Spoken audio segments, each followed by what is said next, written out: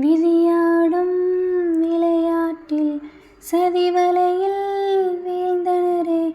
தர்மம் எங்கு பலியாகுமோ?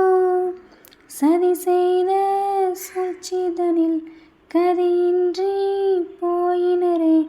அதர்மம் இங்கு வெற்றி பெற்றிடுமோ? சொந்தங்கள் பந்தங்கள் சோதனையை தேடினரே. தர்மம் இங்கு பலியாகுமோ?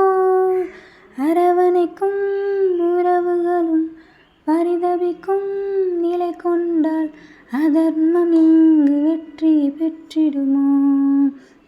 ஒரு தாயின் புத்திரரே, நிஜமறியா சோதரரே, அறியாமல் தானே எதிரிகளானரே.